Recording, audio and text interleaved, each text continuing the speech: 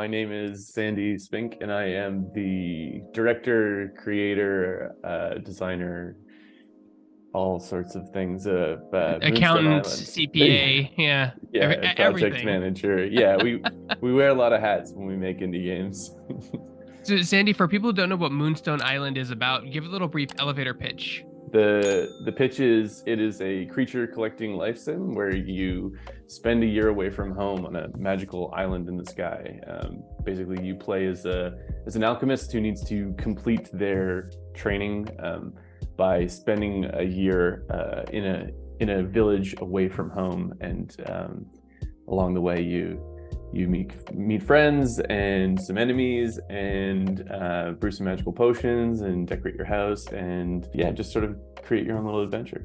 I'm noticing a lot of mishmashes of different inspirations and genres here. A little bit of Legend of Zelda, a little bit of Pokemon, a little bit of Minecraft, a little bit of Stardew Valley. There's a ton. Like, what were some of the inspirations you were designing the game? Like, what is some of the games you look to? I mean, I think that some of the best things are just sort of built out of the parts of other great things, and I'm certainly wearing a lot of those games in my sleeve, like Pokemon, Stardew Valley, Harvest Moon as well. Like those are Oh, that takes me way back. Wow, yeah. Harvest Moon. God. Yeah, because that was the first game that showed me that games like could be non-violent, kind of, and it sort of blew my mind. I don't think when I was 10 and playing it, I necessarily thought of that, but I just, I have a lot of really good memories of spending way too much time playing that game. So yeah, so those games, plus we have a card-based combat system.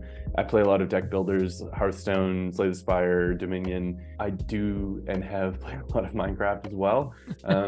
So yeah, there's a lot of that in there, but I think and often some of the skepticism we get is like, oh, there's a lot going on, and that can be both good and bad. I think people who have played it can see that we're just taking bits, and we're also trying to make sure that they always connect, and these sort of gears of mechanisms are not just sitting on their own for no reason. We're all making them try to make a cohesive game out of all of them together. No, there's there's a lot of systems in this game, a lot of different systems that work together and separately as well. What are some of the challenges when having an indie game with so many like interconnected subsystems? And I know a lot of games have multiple subsystems, but just at a glance from the trailer, this thing seems to have a lot: crafting, battling, exploration, farming, all that good stuff. It was basically I was trying to solve some of the problems of some of my favorite games, which is sort of a tall task, and I'm sure some people will have opinions, but I don't love the combat system in Pokemon, but I do love the creature collecting of Pokemon.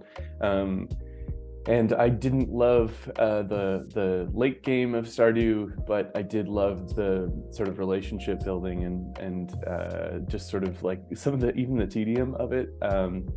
And as for Minecraft, I love Minecraft, but I prefer a little bit of narrative sometimes. So I was sort of just thinking, okay, like, how can we make all of these things work together? And without going into the details too much, we built a game loop where you sort of spend your morning like preparing, and then you spend your afternoon flying outward, and then everything kind of pushes you back home for the night, where there's like people and relationships, and you can sort of craft the items using the items that you picked up in the day and stuff. So we're trying to get the player to do these big loops, and in those loops we have attached all of these different facets. It's like you said, it's like Harvest Moon. Like, you get up in the morning to do your chores, but your chores are fun. Yeah. That's the difference. Yeah. That's part of it for sure. It's an interesting thing. I remember like the creator of Harvest Moon said I don't know if it was in an interview or I've read that he said he wanted to build in the satisfaction of like cleaning your kitchen, and it's like an interesting thing because there is satisfaction there, right? But it's not the thing that most game designers necessarily go for. Now, your game is in pixel art. I'm curious, in 2023 or even 2022, like, what made you decide to use that art style? I know sometimes it seems like a no-brainer, but sometimes it can be quite an interesting discussion amongst your team in pre-production about what kind of style you want to represent your game in. So why did you choose pixel art for Moonstone Island? Yeah, there's a few things there. One is, I mean, honestly, one of the main ones is cost. It's a lot cheaper to build a 2D game. Another reason was we wanted to do a procedurally generated world, which is obviously possible in 3D. You can see it in a lot of games, but the system that we had in mind used 2D tile maps, so that sort of pushed us in that direction as well. It's also what I'm experienced with. I've made a lot of 2D games and only made a couple 3D games, and as well we got an artist pretty early on who is an amazing pixel artist, and so it just kind of immediately like set itself in stone because of all those different things. Now you do have crafting in your game. Can you talk about like how you and your team go about designing, like paint us a picture in the room or in the digital room about how you're connecting things and what they make and how much is too much? Is this too bloated? Is this not enough? The crafting system kind of came out of looking at, it is also pretty iterative because there are a few things that I knew we needed. You kind of want to have like steps so that because basically what the crafting system should be doing is showing the player pieces that they need and then asking them to go out into the world and find them, and then bring them home and put them together, right? It should all be this sort of puzzle that is pushing the player into specific game mechanics. So everything was sort of like, okay, what are the things that we want them to make? Where do those things, where do the pieces of those things sit? And then how do we then, once they come back and put them together, push them back out into new places? So it's all sort of like little gates that you go through. So the furnace allows you to craft a broom, and like then once you have the broom, you can fly a little further and you can find more dungeons, which let you craft like even fancier items. So it's all sort of this like slow buildup of efficiency, and not just for like farm automation, which mostly like Harvest Moon and Stardew do, but also for combat and for travel around this like big procedural world. Yeah, speaking of, you have a lot of interesting biomes in this world. Like you have your standard, kind of grasslands, water areas, but then you have like a lava dark land. You have like other lands too. Talk about the environments we'll explore in your game. So the world is built in these like large concentric rings with Moonstone Island always at the center, but all these rings are procedurally generated. So semi-procedurally generated, I should say. I do draw all the islands myself, but then when we load them into the world, we skin them with different biomes, like you said. So in my game, I might have a water island here that in your game is over in a completely different place and is an electric island or something. And what we're doing is the islands that are closer to the center are a little bit more hospitable. They don't have any hazards or anything, but as you move further and further away, the world gets a bit more hostile. The enemies get higher in level. So kind of looking back at the crafting system, what you're doing is like you're trying to up the level of your spirits and also up your travel efficiency so that you can push further and further and further out into those more electric, poison, fire, and dark biomes to sort of uncover some of the secrets that we've hidden out there. And then speaking of electric, poison, and dark biomes, you also have a battle system in here that's very similar to, Pokemon. It's very similar to Pokemon. Except you use cards, and different cards can be bought by different vendors, and you also have like stats for each of these creatures: the armor, speed, strength, and power. Right? Nice. I think is your four. Yeah.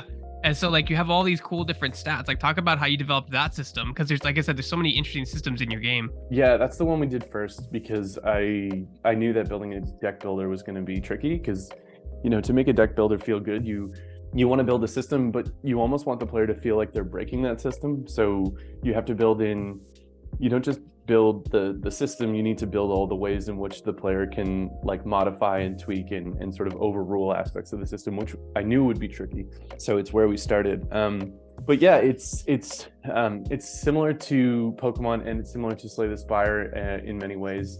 Basically, each spirit has their own deck, and you can choose 1 to 3 spirits to bring with you as you go out into the world. So if I have, say, a poison spirit and an electric spirit, at the beginning of my turn, their cards are going to get shuffled together, and I'm going to draw 5 of them, and then that will determine like what I get to do for that hand.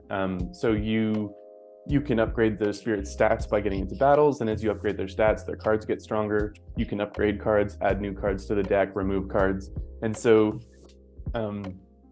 part of what I wanted to do was take a genre that is often like roguelike or run-based, which are deck builders. They're usually really quick and over really fast, which I think is a feature to most people.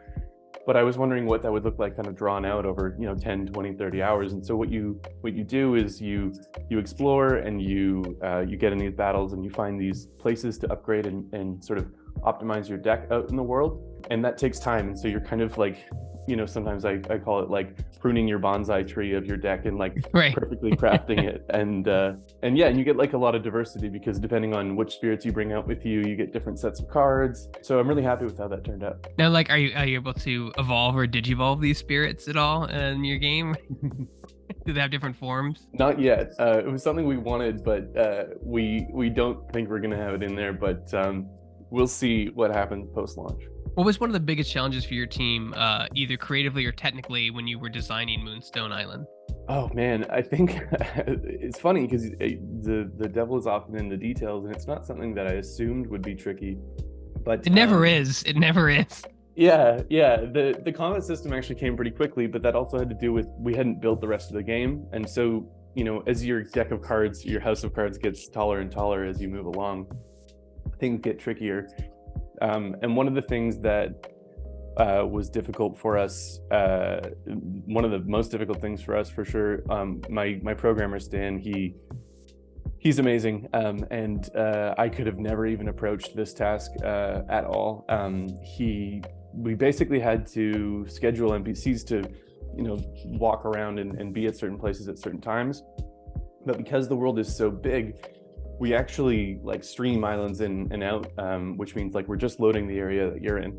So if you're too far away from where the NPCs are, they're actually just like destroyed from the memory. They're not there. Oh god, yeah, it doesn't save it. Okay. Yeah, so how can the system know where they are? So he had to develop a system where the system would know every second where that NPC would be throughout their day, so that when you do come back, it could just load them on the spot.